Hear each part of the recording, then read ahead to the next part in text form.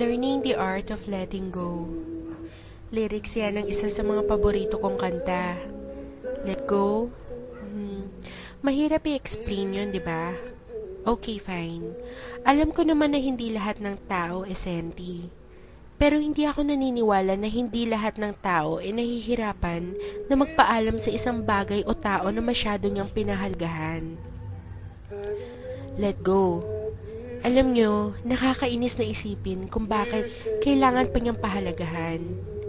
Let go.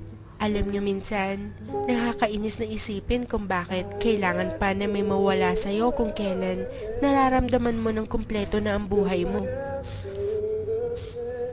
And if you have to live, I wish that you would just live. Yan naman ang isang line na naggaling sa super gandang kanta na may Immortal. Oo nga naman. Bakit nga ba ganun? Bakit kapag nawawala ang isang tao na mahalaga sa'yo, hindi pwedeng hindi ka masaktan?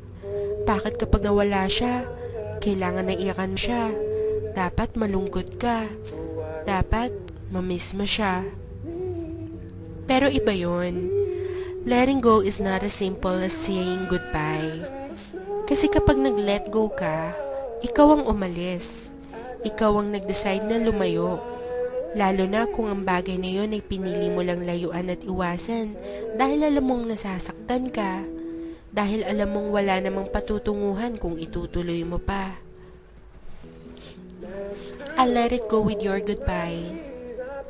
Mahirap magpaalam sa isang tao na mahalaga sa'yo, yung taong mahal mo, most especially kung kailangan mong i-give up ang nararamdaman mo for the sake na sumaya ang ibang tao.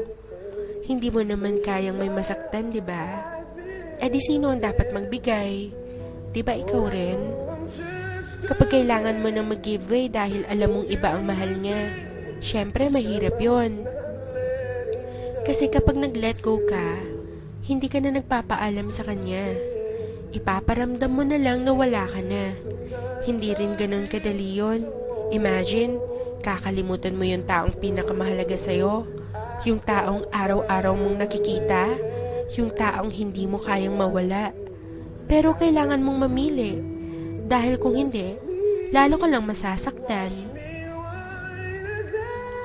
Sabi ni Milka sa akin, sana daw lahat ng tao bulag, para hindi ka na masasaktan dahil hindi mo naman nakikita ang totoo. Iisipin mo na lang na lahat ng bagay, imposibleng mangyari. Na yung taong mahal mo, imposible at kahit kailan ay hindi ka mahalin. Yun ang isang paraan ng letting go. Kapag nag-let go ka, iisipin mo na lang na hindi talaga pwedeng maramdaman ng taong yun ang nararamdaman mo para sa kanya. Pwede mo kasi maramdaman na mahal ka niya. Mararamdaman mo lang, pero totoo nga ba? Pwedeng sabihin niya sa'yo, pero totoo nga ba? Mahirap masa, mahirap maghindi sa wala. Mahirap mag-pretend na ayos lang sa'yo kapag nakikita mong masaya siya kasama naman ng taong mahal niya. Mahirap iparealize at sabihin sa sarili na wala lang yon, na in the end, ikaw pa rin ang pipiliin niya. Kaya, ano lang ang pwede mong gawin? Wala na kundi ang i-let go siya. It takes a lifetime para kalimutan ng isang taong hindi mo naman gustong kalimutan. Pero you have no option. Isa lang sa inyo ang dapat maging masaya. Ikaw o ang taong mahal mo.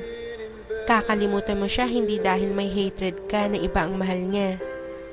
Lalayo ka dahil natatakot ka sa katotohanan kaibigan ka lang niya. Dahil hindi mo kayang itanong sa kanya ng diretsyo kung mahal ka nga ba niya. Dahil kaibigan mo ang taong mahal niya at hindi ka pwedeng magalit sa taong yun dahil mahalaga rin siya para sa'yo. Dahil may kaibigan ka na mahal rin ang taong mahal mo. Dahil ang taong yun, kaibigan lang ang tingin sa'yo. Maraming dahilan, pero isa lang ang solusyon.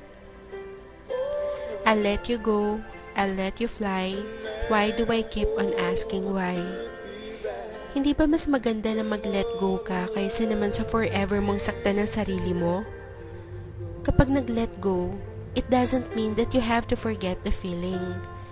Mahal mo pa siya, pero tatanggalin mo na yung idea na mahalaga siya sa'yo higit pa sa iba. Hindi mo na pwedeng isipin na mahal mo siya, pero nandun pa rin yun. It's just that hindi mo pwedeng i-express. Hindi na siya dapat maging special sa'yo.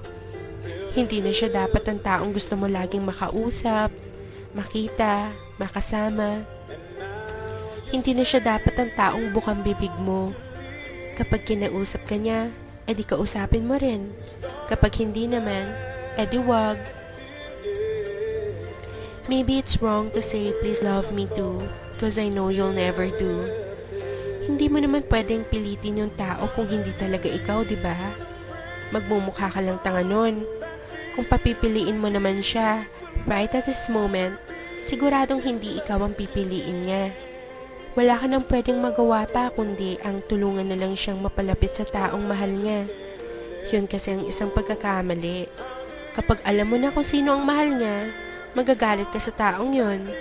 Pero case to case, paano kung kaibigan mo naman? Magagalit ka ba? Of course not. You should understand.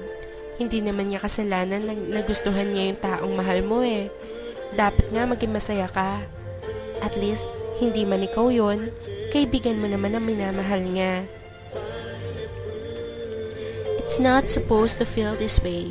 I need you, more and more each day. Kung talagang mahal mo siya, dapat ang iisipin mo kung saan siya masaya. Kung sa tingin mo hindi mo magagawa yon o may iba siyang gusto, set him or her free. Lalo na kung kaibigan mo siya. Kapag naman nagmahal ka, hindi talaga sinasadya. You fall for the most unexpected person in the unexpected time. Hindi mo naman pinagplanuhan na siyang magustuhan. Kusa na lang siya dumarating.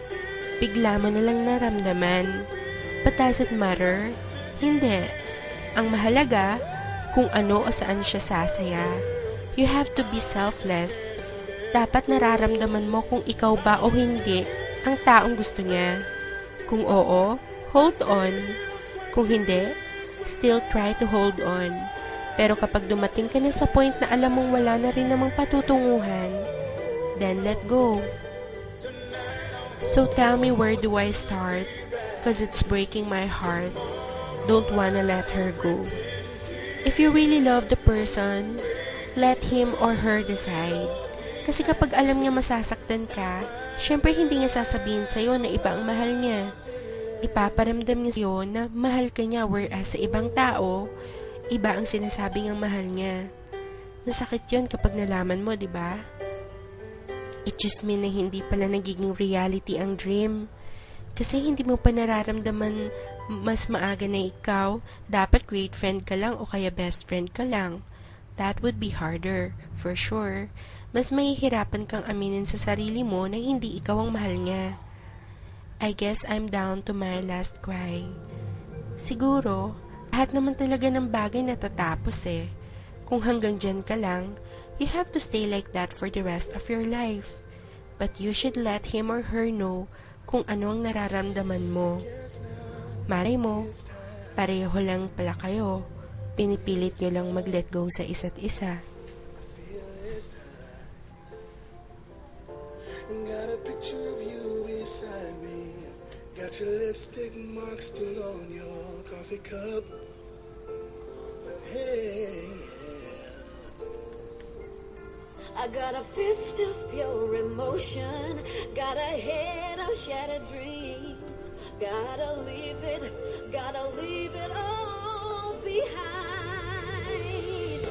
whatever I said, whatever I did, I didn't mean it. I just want you back for good. Yeah, I want you back.